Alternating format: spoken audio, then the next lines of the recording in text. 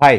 क्या आप equity research, asset management या पोर्टफोलियो मैनेजमेंट में अपने एक बहुत स्ट्रॉन्ग करियर बनाना चाहते हो? अगर हाँ, तो इस वीडियो को एंड तक देखना और बिल्कुल भी मिस मत करना। इस वीडियो में मैंने समझाया है कि by side equity research, by side analysis कैसे करा जाता है, पूरा डिटेल में समझाया है।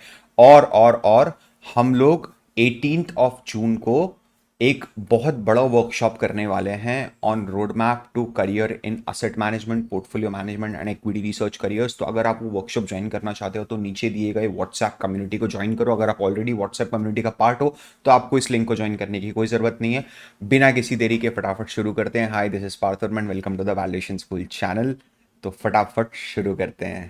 चलो, अपन स्टार्ट करते हैं। अपन असेट मैनेजमेंट इंडस्ट्री को समझते हैं। तो असेट मैनेजमेंट इंडस्ट्री जो होती है, एमसी जिसको बोला जाता है, वो दो हिस्सों में बटी हुई है। ठीक है, number one is by side. पहले मैं बाय साइड की बात करता हूँ, बाय साइड और सेल साइड। बाय साइड को पहले पूरा खोलते हैं, फिर सेल साइड पे जाएंगे। बाय साइड के अंदर कौन सी कंपनीज होंगी जिनको बाय साइड बोला जाता है?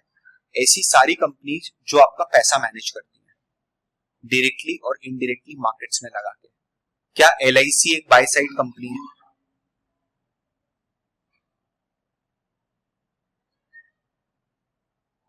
क्या आदित्य बिरला म्यूचुअल फंड एक बाय साइड कंपनी है?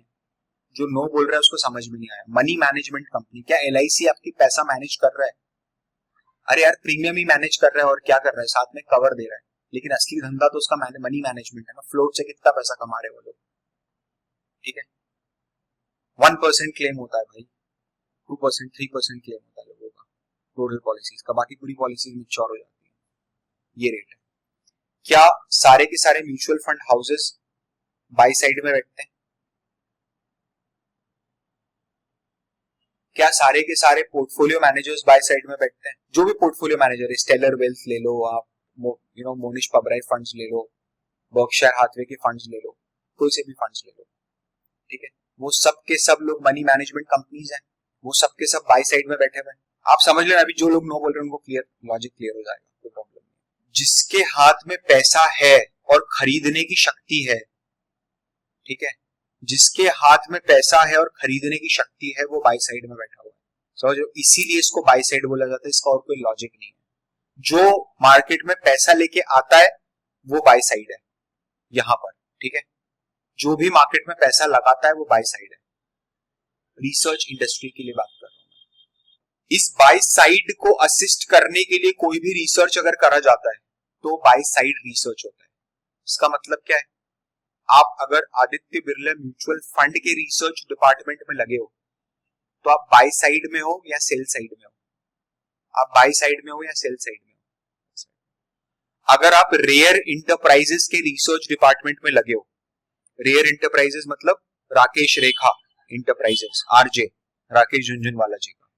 ठीक है, वहां के रिसर्च डिपार्टमेंट में लगे हो तो आप बाई साइड में हो कि सेल साइड में हो? आप बाई साइड में हो। ठीक है, ये एकदम क्रिस्टल क्लियर है। यहाँ पर कोई फकअप नहीं करेगा यार, ये बात ध्यान रखना, वो मजा नहीं आएगा। बिफोर यू स्टार्ट आपको एटलीस्ट ये चीज क्लियर होना चाहिए कि बाई साइड क्या होता है, सेल साइड क्या होता है। बाई साइड में आगे बढ़ते हैं, देखना बाई साइड ऑपरेट कैसे करता है। एक बंदा होता है हमेशा जो पैसा लेके बैठा होगा। ठीक है, इसको जब भी लगेगा कि यार मैं ये कंपनी मैंने नाम सुना है, ठीक है, ये कंपनी मैंने नाम सुनी है, तो वो क्या करेगा? वो रिसर्च टीम को उस कंपनी का प्रॉम्प्ट देगा। ठीक है, या फिर रिसर्च टीम को अगर कोई अपॉर्चुनिटी दिखती है तो रिसर्च टीम सो मोटो भी उसको प्रॉम्प्ट दे सकती है। जरूरी नहीं कि वो पूछे तभी बताऊंगा। अगर उसने पूछा तो रिसर्च वाले क्या करते हैं फिर? रिसर्च वाले उनको एक रिकमेंडेशन रिपोर्ट बना के देते हैं कि हमारे हिसाब से ये बाय है या सेल है। ठीक है, और ये रीजन है। फिर ये बंदा मार्केट में जाता है और ट्रेड करता है, या फिर ट्रेड करता है, या फिर ये आइडिया ऐसा कैसा रिजेक्ट हो जाता है। ठीक है, ये जो है ना, ये आप हो, आपको यहाँ बैठना है। क्या इक्विटी रिसर्च से ही फंड मैनेजर का रोल आपके लिए एग्जिट मिलेगा फ्यूचर में? अगर आपको फंड मैनेजर बनना है तो सोच के बताना। कोई और तरीका है आपके पास इसमें डायरेक्टली घुसने का? क्या आपको लग रहा है कि आप 22 साल के बच्चा हो और आपको 200 करोड़ 100 करोड़ रुपए पे मैनेज करने दे देगा? कभी किसी ने देखा है 100 करोड़ रुपए टेबल पे रखा हुआ? कैसा दिखता है? 100 करोड़ रुपीज कैश देखा भी होगा तो कौन हाँ बोलेगा? भाई आपको मैं 10 करोड़ रुपया दे दूं ना, 100 करोड़ रुपीज तो छोड़ दो, 10 करोड़ रुपया अगर मैं आपके अकाउंट में डाल दूं और मैं बोलूं कि ले इसको इन्वेस्ट कर, ठीक है, ले इसको इन्वेस्ट कर, ठीक है, तब आप देखना क्या हालत होती है। सी मैनेजिंग 10,000 50,000 रुपीज इज इजी ना। आपने बोला चल एक काम करते हैं, 10 मतलब 50,000 रुपए अपने पास हैं, तो एक काम करते हैं 10,000 रुपए का क्रिप्टो खरीद लेते हैं, 5,000 का क्रिप्टो खरीद लेते हैं। लेकिन मैं 10 करोड़ बोलूंगा 1 करोड़ का क्रिप्टो खरीदोगे, कोई नहीं खरीदेगा, बोलने की बात होती है, ठीक है, ये बात ध्यान रखना। तो आप लोग इस तरफ बैठोगे यहाँ पर, और यहां से अगर आपको एग्जिट लेना है तो आप फंड मैनेजर के पास एग्जिट ले सकते हो फ्यूचर में। क्या बाई साइड स्टॉक बेच सकता है? सोच के बताना। क्या बाई साइड फर्म्स स्टॉक बेच सकती है? यार खरीदा है तो क्या बेच नहीं सकती है? बेच सकती है ना। इनका कोई लॉजिक थोड़ा है दोनों चीजों का। उसका नाम बाई साइड किसी और रीजन से है, तो स्टॉक तो बेच ही सकती है। क्या वो स्टॉक को शॉर्ट सेलिंग कर सकती है? सब लोग समझते हैं शॉर्ट सेलिंग क्या होती है। यहाँ पर देखो, समझो मेरी बात, आपके पास कोई स्टॉक है नहीं, लेकिन आपको लग रहा है कि उसकी वैल्यू यहाँ से नीचे गिरने वाली है, ठीक है, जैसे आपको लग रहा है कि रिलायंस अभी 3,000 पर है और ये अगले 10-15 दिन में 2700 रुपए का आने वाला है, ठीक है, तो आप क्या करोगे, आज मार्केट में जाओगे और रिलायंस को शॉर्ट कर दोगे, मतलब जो आपके पास है नहीं ना, आप बोल दोगे कि मैंने तो बेच दिया, ठीक है। पहले जब शॉर्ट सेलिंग पॉपुलर था इंडिया में, तब 15 दिन का सेटलमेंट पीरियड होता था, आज T+1 है, ठीक है, तो क्या होता है, आपको 15 दिन बाद उसको रिलायंस देना है, जो आपने बेचे है ना उसकी शेयर सर्टिफिकेट आपको 15 दिन के बाद उसको देना है, ठीक है। तो आपने बोला ब्रोकर को फोन लगा कि मेरा रिलायंस बेच 3,000 रुपए, उसने बोला ठीक है बेच देता हूँ, उसने बेच दिया, आपका रिलायंस बिका हुआ है। अब यहां से रिलायंस जब नीचे गया और वापस 2700 पे, आपने 10 शेयर बेचे थे रिलायंस के, 2700 पे जब ये आया, तब आपने उसको जाके बोल दिया खरीद ले, तो उसने खरीद लिया रिलायंस। ये 15 डेज के पहले हुआ सब कुछ। तो अब क्या आपको उसको कुछ आपस में लेन देन करनी, कुछ नहीं करना है, नेट सेटलमेंट हो गया ना। मेरे को उसको 50 शेयर 10 शेयर सर्टिफिकेट देने थे, जो मैंने खरीदा था, जो मैंने बेचा था, और जो मैंने बाद में खरीदा उसका मेरे को 10 सर्टिफिकेट लेना है, तो लेने से देना कैंसिल हो गया। तो भाई 300 रुपए के हिसाब से 3,000 रुपए मेरे जेब में दे दे। उसने बोला ठीक है, ये 200 रुपए ब्रोकरेज काटी, 2800 रुपए अपने पास रखो। ये शॉर्ट सेलिंग होती है, आप खरीद बेचते पहले हो, बाद में खरीद लेते हो। सर जो मेरे पास है ही नहीं, मैं उसको बेचूंगा कैसे? तो तू स्टॉक शॉर्ट सेल नहीं कर सकता मार्केट में, वो पहले होता था जब 15 दिन का सेटलमेंट पीरियड था। अब T+1 है, आज खरीद कल सेटल हो जाएगा, ठीक है। तो इस केस के अंदर आपको फ्यूचर्स के थ्रू जाना पड़ता है अगर शॉर्ट सेलिंग करनी है तो। आप स्टॉक को शॉर्ट नहीं करते हो, आप फ्यूचर को स्टॉक शॉर्ट करते हो। आप कैश में शॉर्ट सेलिंग नहीं कर सकते, आपको मार्जिन लगा के शॉर्ट सेलिंग करनी है, ठीक है। किसी को समझना है फ्यूचर क्या है, तो वो अभी वीडियो मैंने डाले थे यूट्यूब पे, उससे समझ लेना, ठीक है। मुझे बात बताओ, क्या वो शॉर्ट सेल कर सकते हैं बाई साइड? बिल्कुल कर सकते हैं। समझो मेरी बात सुनो। क्या इंडिया में म्यूचुअल फंड्स को शॉर्ट सेल करना अलाउड है? क्या इंडिया में म्यूचुअल फंड को शॉर्ट सेल करना अलाउड है? नहीं अलाउड है। सेबी से बात चल रही है, सेबी बोल रहा है शायद अलाउड कर देंगे फ्यूचर में, ठीक है। बट क्या हमने डिसाइड करा था क्या बाई साइड सिर्फ म्यूचुअल फंड होता है? नहीं होता है। राकेश झुनझुनवाला को अगर शेयर शॉर्ट करने तो रेयर एंटरप्राइज शॉर्ट कर सकता है? नहीं कर सकता है। सारी प्रोप्राइटरी डेस्क, जितनी भी प्रोप्राइटरी डेस्क जो रोज बेचकर ट्रेड करती है, वो शॉर्ट करती है कि नहीं करती? करती है। क्या इक्विटी रिसर्च जरूरी है कि स्टॉक पे ही हो?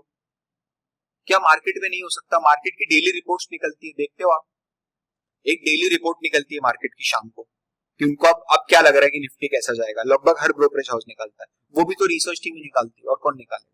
ट्रेडर थोड़ा ना बैठ के निकालता है। ट्रेडर सुनता है और उंगलियां चलाता है, दैट्स इट। सुनना, देखना और उंगलियां चलाने का कोऑर्डिनेशन अगर अच्छा है तो ट्रेडर बनो, ठीक है। तो वो शॉर्ट सेल भी कर सकते हैं, ठीक है। बाय साइड में अगर आप देखोगे तो आपके फ्यूचर एम्प्लॉयर्स कौन कौन से दिखाई देते हैं? ये सारे के सारे म्यूचुअल फंड हाउसेज हैं इंडिया में, मोस्ट ऑफ देम, जितने भी हैं जो दिख रहे हैं आपको। एक तो ये है, इन सारी कंपनीज के अंदर आप अप्लाई कर सकते हो, नौकरी कर सकते हो, ठीक है। सेकेंड,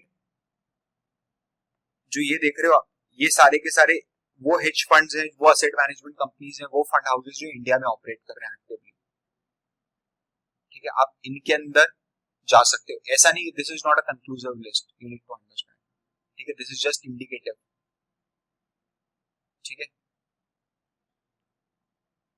बाय साइड में, अच्छा ये सब सॉरी ये सब जो है ना, ये सब आपके फॉरेन ब्रोकरेजेस है, एमएनसी ब्रोकरेजेस है, ठीक है। बाय साइड के अंदर जो हेज फंड्स है जहां पर आप जा सकते हो वो ये वाले, Blackstone, Bridgewater, Brigade, D Shaw, Elliott, ये सारे मिलेनियम, ये सारे के सारे हेज फंड्स हैं, गोल्डमैन, ये सारे के सारे ऐसे हेज फंड्स हैं जो इंडिया में ऑपरेट करते हैं, ठीक है। इसमें से बहुत सारे ऐसे होंगे जिनके आपने नाम नहीं सुने, बिकॉज जरूरत नहीं है ढिंडोरा पीटने की। 1,000 करोड़ मैनेज करने के लिए क्या मार्केटिंग करना जरूरी है या रिसर्च करना जरूरी है? चुपचाप सुन सपाटे में कंपनी चल रही है, पता भी नहीं है किसी को, और इन लोगों के आप डायरेक्टली एड्स भी नहीं देखोगे कि रिक्रूट कर रहे टिफ।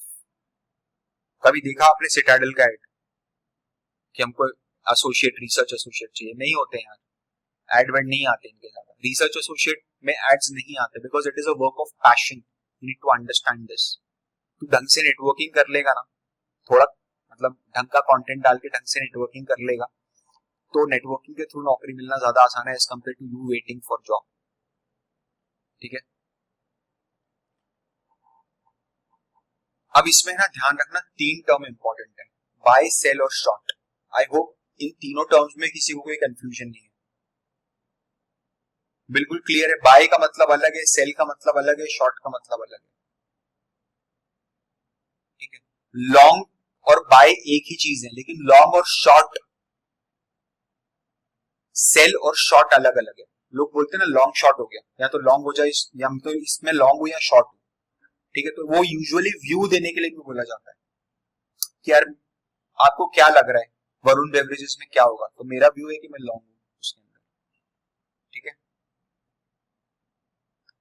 आपको क्या लग रहा है अडानी इंटरप्राइजेस में क्या होगा, तो मेरा व्यू है कि मैं उसमें शॉर्ट हूं।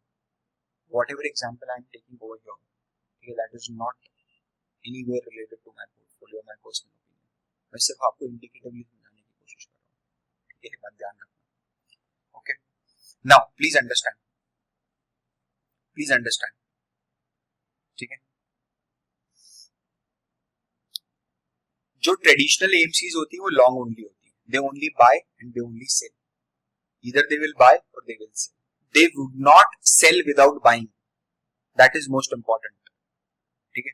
जो हेज फंड्स होते हैं वो शॉर्ट भी करते हैं, वो बाय भी करेंगे, वो सेल भी करेंगे, वो शॉर्ट भी करेंगे, that is allowed because they are not control, उनके पब्लिक का पैसा नहीं लगा ना, अमीरों, कुछ चंद अमीरों ने पैसा लगाया है किसी हेज फंड में। हेज फंड क्या है, कैसे समझना है हेज फंड को, ऐसे समझ लो एचएनआई का म्यूचुअल फंड है, समझ रहे हो क्या? अगर मैं ब्रॉड टर्म में बोलूं तो मैंने बिल्कुल सही बोला, एचएनआई का म्यूचुअल फंड है विद, वहां पर रिस्क रिवॉर्ड अलग है, रिस्क रेशियो अलग है। जिस एचएनआई ने 10 करोड़ रुपए का टिकट साइज देख लगाया है, उसने एक अग्रीमेंट साइन करा है कि मेरा ये रिस्क प्रोफाइल है, ठीक है। उसको समझाया गया है कि हमारा पिछले 10 साल में इतना मैक्सिमम ड्रॉ डाउन हुआ है, ड्रॉ डाउन का मतलब है कि मेरा पोर्टफोलियो पीक से कितना नीचे गिरा, उसको ड्रॉ डाउन बोला जाता है। अगर नवंबर 21 को 2021 को मेरा पोर्टफोलियो 25 लाख रुपए का था, ठीक है, और आज गिर के 12 लाख रुपए का रह गया अभी वही पोर्टफोलियो, तो 50% ड्रॉ डाउन है। भले ही मेरे 2 लाख रुपए का इनिशियल इन्वेस्टमेंट हो, 2 लाख से 25 लाख पहुंचे और 25 लाख से 12 लाख आया, तो ये पोर्टफोलियो में मैक्सिमम ड्रॉ डाउन जो हुआ है वो 50% हुआ है, ठीक है। तो ये सबसे बड़ा रिस्क है इन्वेस्टिंग के अंदर, ड्रॉ डाउन आपकी सालों की, क्या सिर्फ पैसा जाता है आपका, नहीं, समझो क्या इन्वेस्टिंग में जब लंबे समय में ड्रॉ डाउन होते हैं, 2-3 साल तक ड्रॉ डाउन हो जाता है, आपने देखा होगा बड़े कुछ इन्वेस्टर्स जिनका 70% पोर्टफोलियो तक ड्रॉ डाउन हो गया, तो क्या सिर्फ पैसे का नुकसान है? नहीं, हो सकता है पैसे का नुकसान ना भी हो क्योंकि उनके सारे के सारे स्टॉक ही 10x है, तो वहां से 70% ड्रॉ डाउन हो भी गया तो भी पोर्टफोलियो रिटर्न 3x आ रहा है इनिशियल इन्वेस्टमेंट पे। But nobody likes a drawdown. Why? Because it is not only that you are losing an opportunity to book that money, but you have also wasted your time while waiting patiently for that money to compound. तो इसीलिए बहुत important होता है, and that is again a school of thought, depends on person to person कि आप किस school of thought से belong करते हो, ठीक है। You are someone who like to book profits और you are someone who just want to buy the businesses. मेरे को पर्सनली देखोगे तो आई नेवर बुक प्रॉफिट्स, मैं प्रॉफिट कभी बुक नहीं करता, भले कितना भी ऊपर से कितना भी नीचे आ जाए, प्राइस मेरे लिए मैटर नहीं करेगा इस पॉइंट ऑफ टाइम पर। मैं सिर्फ एक चीज देखता हूं कि मेरा जो कंपनी का बिजनेस है वो बिजनेस कितना साउंड रन कर रहा है, जिसको ये चीज बोर लग रही है, जिसको अभी जो मैं समझा रहा हूं ये अगर आपको बोर लग रहा है, ठीक है, तो equity research is not a good career for you. ठीक है, क्या ये चीजें सुनने में बोरियत महसूस हो रही है किसी को? तो इक्विटी रिसर्च आपके लिए करियर नहीं, आप समझो मेरी बात। मुझ में कोई कमी नहीं है, आप में कोई कमी नहीं है। This is not something which is made for you and I am a mentor. It is my responsibility कि मैं बता दूं कि भाई देख, अगर ये नहीं है तो फिर बोर नहीं होगा। मतलब आई नो कोई बोल रहा है आप पढ़ाओगे तो कोई बोर नहीं होगा। Thank you so much. तो ओके, अब आप समझो कि ये जो स्टाइल ऑफ इन्वेस्टिंग होती है, क्या ये आपकी रिपोर्ट में भी वो स्टाइल ऑफ इन्वेस्टिंग हो सकती है? समझना, आपका जो इक्विटी रिसर्च होगा उसका पैटर्न कैसे होगा, जिस एम्प्लॉयर के आप काम करते हो ना उसका स्टाइल ऑफ इन्वेस्टिंग कैसा है, यस और नो? यार कोई ऐसा फंड हाउस है जिसका ये मैंडेट है कि अपन 1-2 साल के लिए स्टॉक रखते हैं फिर बेच देंगे, तो your vision for that particular research is how business is doing in next 1 year, 1.5 year. कोई कंपनी ऐसी है जो 5 साल के लिए स्टॉक रखती है, ठीक है, तो आपका विजन क्या होगा? लॉन्ग टर्म विजन होगा। कोई कंपनी ऐसी जो 10 साल 15 साल के लिए स्टॉक रखती है, उसको उतने लंबी रिसर्च कराना है, ठीक है, तो definitely you will do the research. Your research is to be customized as per the mandate of your employer, कि वो किस तरह के कस्टमर को सर्व कर रहा है, ठीक है। एक बाय साइड एनालिस्ट जो होगा ना, उसकी 3 डिफरेंट इन्वेस्टिंग स्टाइल्स होंगी, ठीक है। Number 1 is value investing. Value investing का मतलब क्या होता है? Number 2 is growth investing, number 3 is Garp investing. तीनों को बहुत अच्छे से समझना, मैं बहुत बढ़िया तरीके से समझाने की कोशिश करता हूं। वैल्यू इन्वेस्टिंग में सिर्फ ऐसे अच्छे बिजनेसेस ढूंढे जाते हैं जो है 100 रुपए के लेकिन मिल रहे हैं इस टाइम पर 30 रुपए 40 रुपए में, जिनका वैल्यू 100 रुपया है लेकिन प्राइस 30 रुपीज है। यानी क्या मैं इसको हिडन जेम्स बोल सकता हूं? किसी चीज का जिसका वैल्यू 100 है, 100 रुपए की आइटम है, ये 100 रुपए का बॉक्स है, ठीक है, this is 100 rupees box.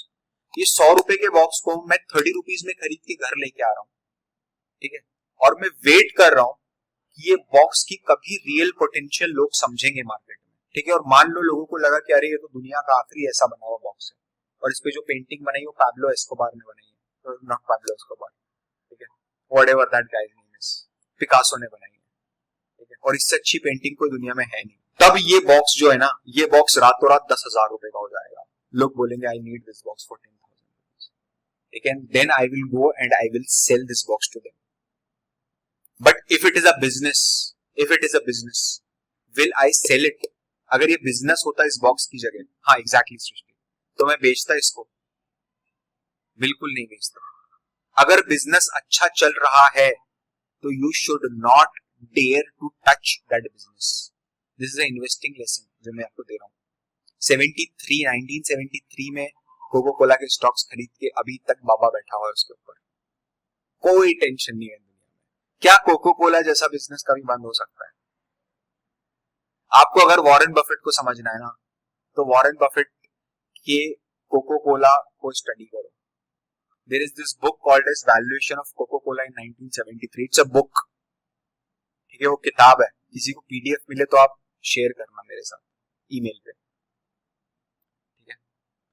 Valuation of Coca Cola in 1973। आपको समझ में आएगा, उसमें पूरा रीजनिंग दिया हुआ है कि वॉरेन बफेट ने क्यों कोको कोला खरीदा, वो क्या बोलते हैं, ठीक है। अगर बिजनेस एनालाइज करना है तो वॉरेन बफेट का फ्रेमवर्क क्या है वैल्यू इन्वेस्टिंग वाला, वो बोलते हैं always look for a business which is very easy to run, a business which fools can run, जिस बिजनेस को बेवकूफ लोग चला सकते हैं, because one a day will come when a fool will be running it. समझो, एक दिन ऐसा आएगा जब एक बेवकूफ आदमी उस बिजनेस को चला रहा होगा। आप मेरे को बात बताओ, कोको कोला से चोखा कोई बिजनेस है पूरी दुनिया में? प्लास्टिक की बोतल में पानी भरा, कलर भरा, फ्लेवर भरा, शक्कर डाली, गैस डाली, पैक करा और बेच दिया। क्या इसमें कोई दिमाग लगाना है इस बिजनेस को रन करने में? क्या ये स्पेसएक्स जैसा कॉम्प्लिकेटेड बिजनेस है? समझ रहे हो आप? टेंजेंट समझ रहे हो मैं क्या बोलना चाह रहा हूं? क्या ये स्पेसएक्स जैसा कॉम्प्लिकेटेड बिजनेस है? ऐसे बिजनेसेस को ढूंढा जाता है वैल्यू इन्वेस्टर्स के थ्रू, और देखा जाता है कि उसका पोटेंशियल कितना है। ठीक है, आप पीडीलाइट की बात करते हो, ठीक है, पीडीलाइट मेरे पास 2013 से रखा हुआ है, क्या मैं उसको बेच दूं? मेरे को बताओ आज, आपको लगता है मैं पीडीलाइट अगर मेरे पास 2013 से रखा हुआ है तो क्या स्टॉक को मैं बेच दूं? भाई ब्रह्मा जी भी नीचे उतर के बोलेंगे ना कि स्टॉक को बेच दे, तो भी मैं नहीं बेचूंगा। मैं क्यों बेचूं? मैं उसको हर भाव पे खरीद रहा हूं, at every price I am buying Pidilite every month, I am not kidding. मैं नहीं बेचूंगा 2050 तक। Reason being you won't believe, मतलब वो अगेन फिर कभी और बात करेंगे उसके ऊपर, बट पीडीलाइट जैसे कि स्टॉक के ऊपर मेरा इतना ज्यादा बायस क्रिएट हो गया है बिकॉज वो इतना बड़ा चंक है पोर्टफोलियो का कि मैं हर 2-3 महीने में हार्डवेयर की दुकानों पे जाके पूछता हूँ कि क्या नया आइटम आया पीडीलाइट का। ठीक है, I am amazed with the kind of innovation they are doing and I am happy. ठीक है, टाइटन उस टाइम पर पकड़ नहीं पाया मैं यार, Titan was a over valued stock for me, मतलब आज भी ओवर वैल्यूड है। अभी स्टॉक स्पेसिफिक डिस्कशन नहीं करेंगे। ठीक है, तो ये होती है वैल्यू इन्वेस्टिंग। फिर एक होती है ग्रोथ इन्वेस्टिंग। ग्रोथ इन्वेस्टिंग का बेसिक प्रिंसिपल क्या है वो समझ लेना। ग्रोथ इन्वेस्टिंग क्या बोलता है ना, जो स्टॉक पिछले 6 महीने में मल्टी बैगर बन गया, जो स्टॉक पिछले 6 महीने में डबल हो गया है, वो अगले 6 महीने में भी डबल हो सकता है, ट्रिपल हो सकता है, हाँ कि ना? सोच के बताना। अरे जब 10x बनते हैं तब ये 10x को राइड करते हैं। यहां पर क्या क्वालिटी देखी जाती है या साई बाबा ट्रस्ट जैसे स्टॉक्स के ऊपर पैसा लगाया जाता है? डेफिनेटली क्वालिटी देखी जाती है। जब भी कोई स्टॉक आप देख लेना, जो भी स्टॉक 10x हुआ, जैसे दीपक नाइट्रेट है, दीपक नाइट्रेट 10x हुआ है, टाटा मोटर्स 10x हुआ है, फ्रॉम कोविड 10x नहीं 5x हुआ है। ठीक है, कोविड से लेकर के कोविड के बाद जितने भी स्टॉक देखोगे सब 5x 10x हो गए। ठीक है, वरुण बेवरेजेस भी सारे स्टॉक्स हो गए। ठीक है, तो वो स्टॉक्स में जब इन्वेस्टिंग होती है उसको ग्रोथ इन्वेस्टिंग बोला जाता है। ऐसी कंपनियां जिन्होंने पिछले कुछ टाइम में बहुत एक्स्ट्रॉर्डनरी ग्रोथ दिखा दी है, ठीक है, और वो अच्छी कंपनीज है और फ्यूचर में भी अच्छी ग्रोथ दिखा सकती है। तो क्या ऐसी कंपनीज ने नियर फ्यूचर में, समझना प्लीज ये समझना बात, क्या ऐसी कंपनीज ने कुछ पास्ट ईयर्स में 2-3 साल पहले एक बड़ा कैपिटल इन्वेस्टमेंट करा होगा, एक बड़ा कैपेक्स करा होगा, एक बड़ा पैसा इन्वेस्ट करा होगा, 10,000 करोड़ 15,000 करोड़ का कैपेक्स हुआ है? कैसे हुआ है? या तो कंपनीज एक्वायर करी है या फिर बड़ी मशीनरी लगाई है, बड़ी यूनिट्स लगाई है। ठीक है, नई नई चेन ऑफ बिजनेसेस खड़े करें, तभी तो फ्यूचर में ग्रोथ आएगी। समझ रहे हो? तो ग्रोथ इन्वेस्टिंग बिल्कुल अलग स्कूल ऑफ थॉट है, उसको पकड़ने का तरीका बिल्कुल अलग है, प्लीज समझना। लेकिन जो बेसिक रिसर्च होती है इन दोनों तीनों में वो सेम है, वो हम इस कोहॉर्ट में कवर करेंगे। गार्प इन्वेस्टिंग बताऊं क्या है? Growth at reasonable price. ये जो है ना ग्रोथ इन्वेस्टिंग है ना, क्या ग्रोथ इन्वेस्टिंग वैल्यूएशन देख के इन्वेस्ट करेगा या मोमेंटम देख के इन्वेस्ट करेगा? पहला ट्रिगर पॉइंट क्या होगा उसके दिमाग में, वैल्यूएशन होगा या मोमेंटम होगा? मेरे को स्टॉक सस्ते में चाहिए या मेरे को वो स्टॉक चाहिए जिसको सब लोग पहचान लिए कि अरे ये स्टॉक तो बहुत ऊपर जाएगा? मेरे को मोमेंटम वाला स्टॉक चाहिए। ठीक है, आई नीड मोमेंटम स्टॉक। ठीक है, that is growth investing. Garp का मतलब है, गार्प का मतलब है ग्रोथ एट रीजनेबल प्राइस।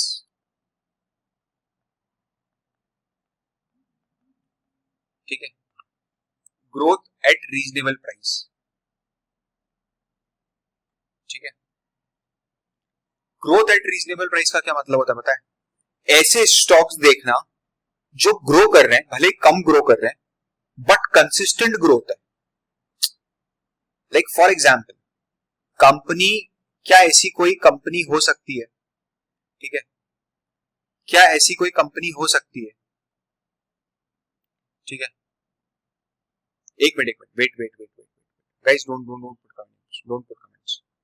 क्या ऐसी कोई छोटी स्मॉल कैप कंपनी हो सकती है जो हिडन हो, या छोटी एमएसएमई कंपनी है जो हिडन हो, लेकिन पिछले 10 साल में उसने कभी भी सेल्स ग्रोथ में जरा सा भी नेगेटिव नहीं दिया, मतलब हर साल सेल्स ग्रोथ बड़ी बड़ी है।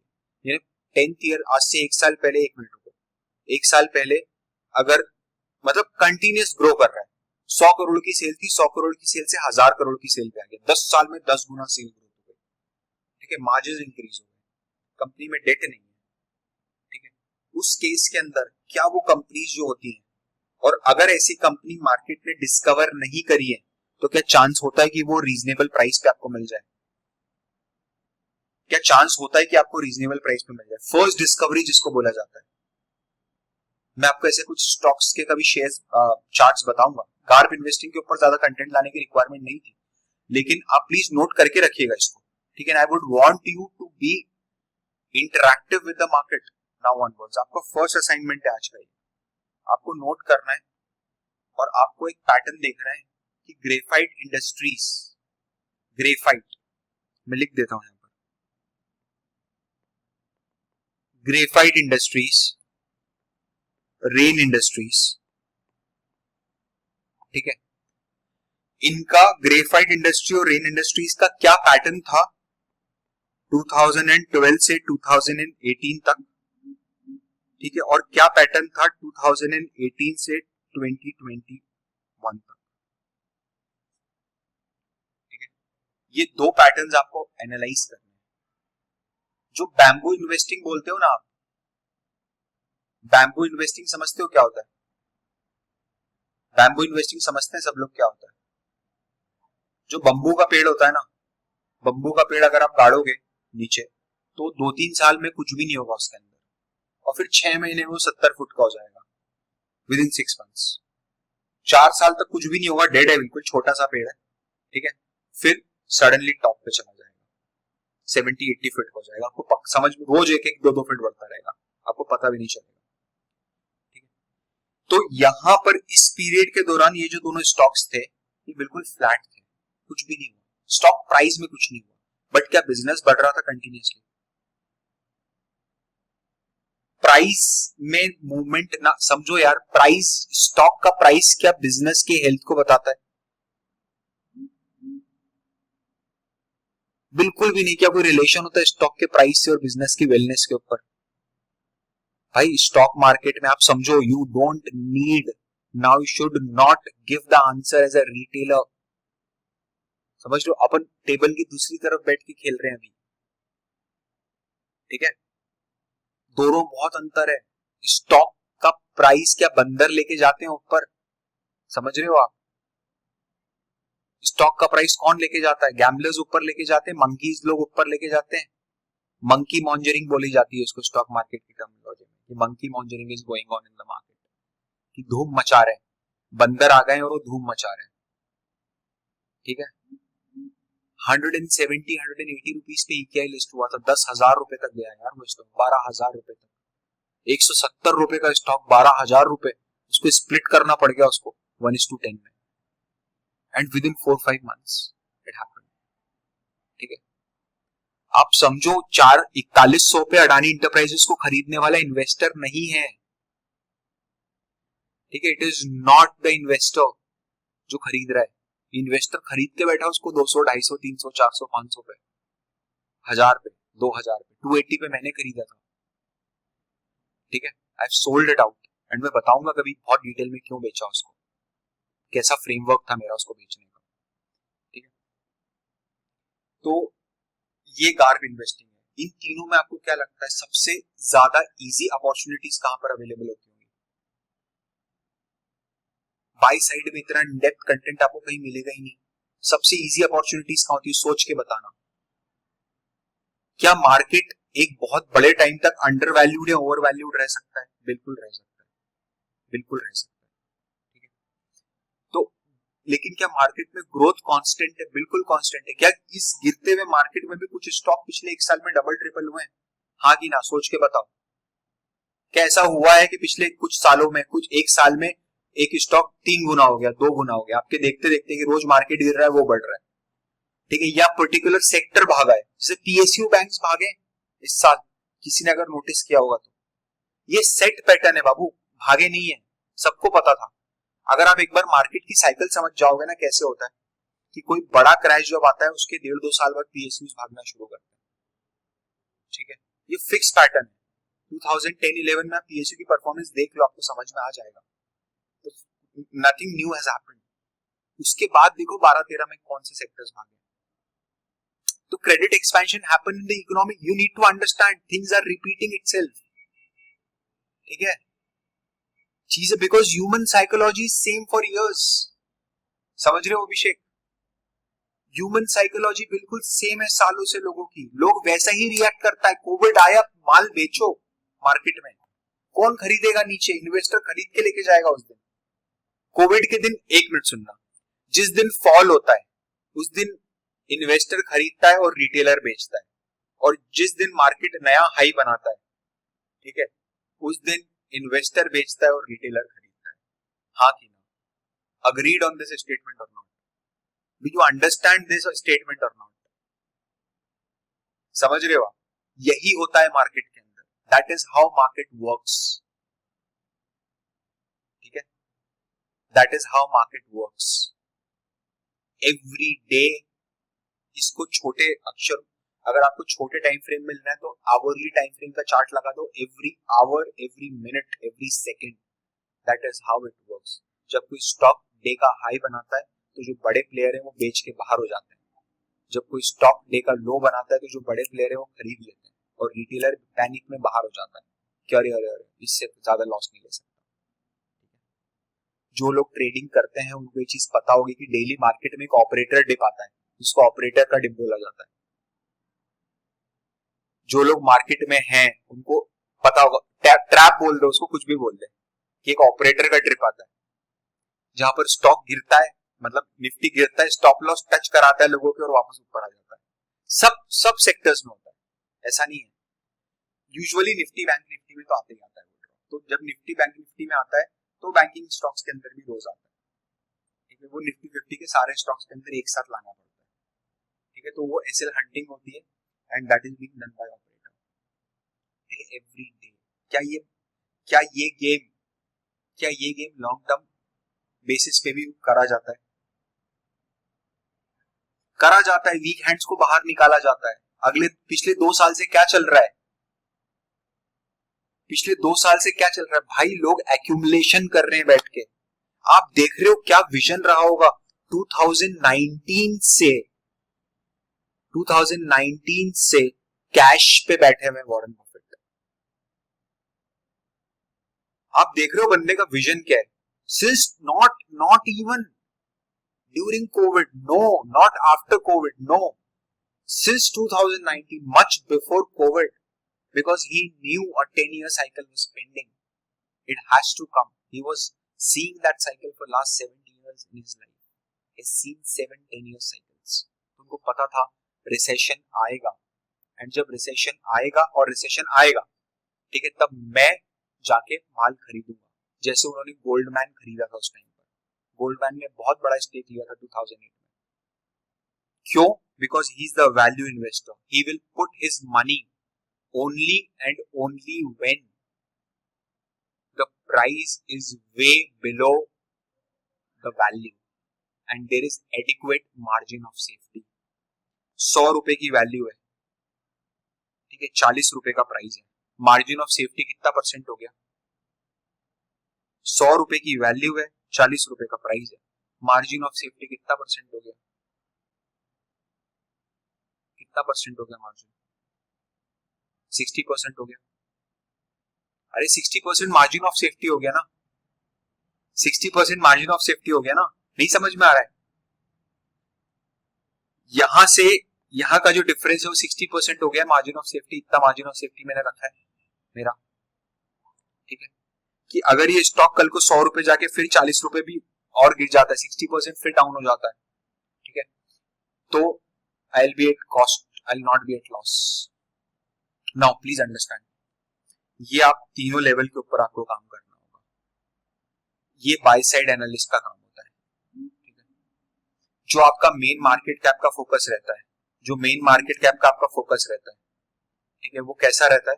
जितने भी लार्ज कैप स्टॉक्स होते हैं, that is more than 20,000 crore का मार्केट कैपिटलाइजेशन। मार्केट कैपिटलाइजेशन क्या होता है मैं एक बार बता देता हूं।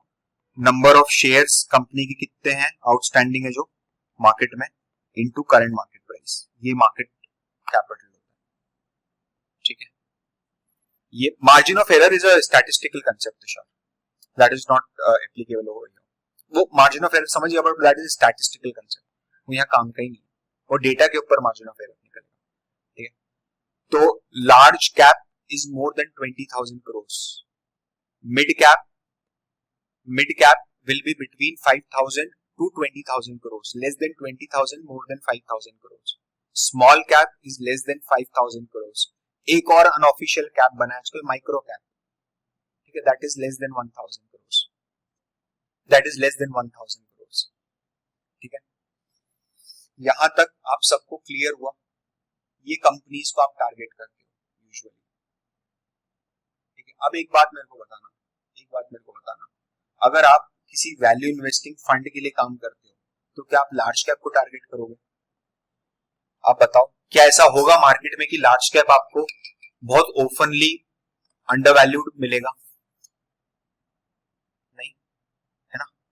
आप मिड कैप और स्मॉल कैप को यहाँ टारगेट करके चलोगे।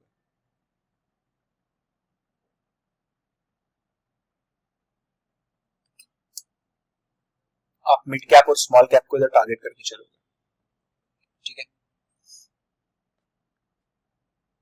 अच्छा, क्या just a minute,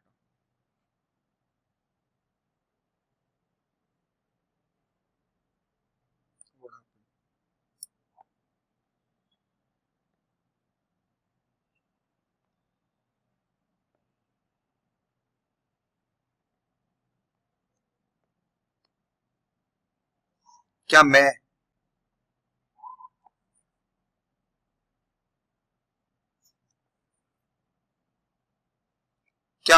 as a equity research analyst, मेरा इन्वेस्टमेंट हॉराइजन या मेरा रिसर्च का हॉराइजन कुछ भी हो सकता है? अगर मैं बाय साइड का हूं तो मैं सिर्फ बाय साइड की बात कर रहा हूं, मैंने सेल साइड खोला भी नहीं है, ठीक है। मैं सिर्फ और सिर्फ बाय साइड की बात कर रहा हूं, कुछ भी हो सकता है, ठीक है। अब देखना, जो हाई लेवल कैटेगरी होती है ना किसी भी असेट मैनेजमेंट इंडस्ट्री की, वो कैसे डिफाइन होती है। असेट मैनेजमेंट इंडस्ट्री में तीन तरह की रिसर्च होते हैं। एक होता है टेक रिसर्च, जहां पर टेक्निकल एनालिसिस के बेसिस पे रिसर्च किया जाता है। टेक्निकल एनालिसिस क्या होता है कि आप स्टॉक का प्रीवियस मूवमेंट देख के आगे का मूवमेंट प्रोडिक्ट करते हो, ठीक है। ये long term, short term, intraday, scalping मतलब 1 मिनट का चार्ट देखते हैं, 1 सेकंड 2 सेकंड का चार्ट देखते हैं, आप प्रेडिक्ट करते हो कि अगले 2-3 मिनट 4 मिनट में क्या वैल्यू आ सकती है स्क्रीन के ऊपर, ठीक है। That is your tech analysis, technical analysis. Quantitative analysis क्या होता है पता है? और सुनो, इसमें कोई भी ऐसी टर्म अगर आपको दिखे ना जो मैं बोल रहा हूँ और आपने पहली बार सुनी, तो आप उसको प्लीज साइड में नोट करो। It is very important for you कि आप हर लेक्चर में एक नोटबुक तो लेके बैठो, जहां नहीं लगता है मैं वहां नहीं बोलता हूँ, ठीक है, वो लिख लेना। जब भी आप पेयर ट्रेडिंग करते हो, ठीक है, अब लिखो। अब जैसे पेयर ट्रेडिंग पता है सबको क्या होता है?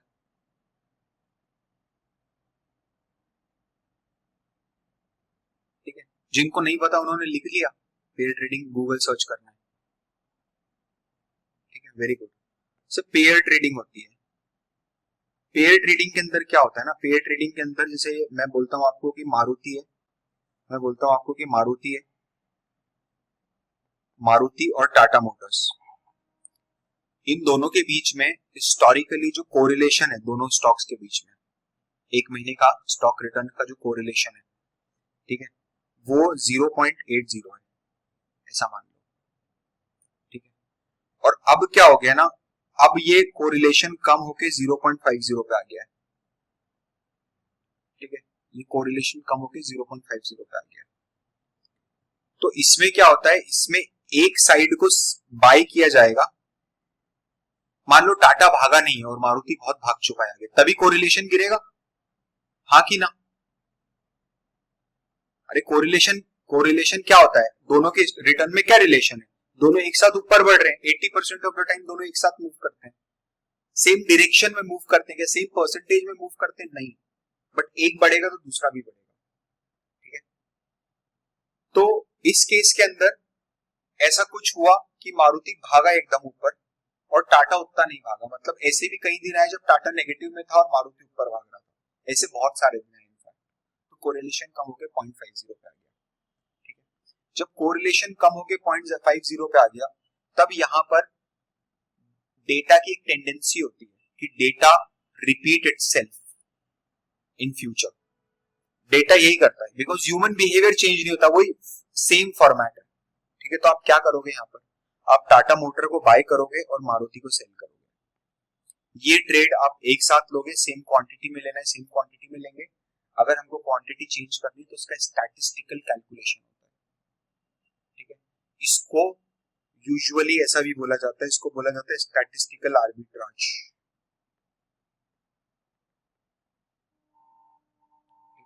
ये अपॉर्चुनिटी निकाली जाती है asset management industry. What is AMI in the trend headline, it is asset management industry. ठीक है, और लिखने की जगह नहीं तो एएमआई लिख दिया। ठीक है, स्टैटिस्टिकल आर्बिट्राज। किसी ने, कोई ऐसा है जिसने अभी तक जिम सिमॉन्स का नाम नहीं सुना है? जिम सिमॉन्स, आप पहली बार ये नाम सुन रहे हो यहाँ पर। ठीक है, तो एक बार है ना इनको गूगल सर्च करके देखना, जिम सिमॉन्स। अगर एक बुक कभी डाउनलोड कर सकते हो तो ये बुक जरूर डाउनलोड करना, man who solved the market.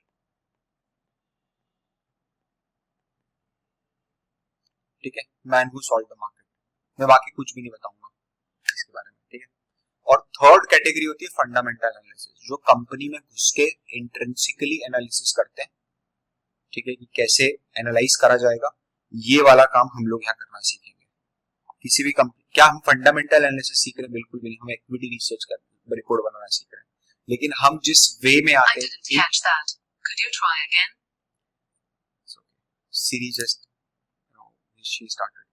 हम जिस अम्ब्रेला में आते हैं दैट इज फंडामेंटल एनालिसिस। क्या आप कंपनी का एनालिसिस कर रहे हो, आप प्राइस का एनालिसिस नहीं कर रहे हो, आप स्टैटिस्टिकली एनालिसिस नहीं कर रहे हो, आप कंपनी का एनालिसिस कर रहे हो, बिजनेस का एनालिसिस कर रहे हो।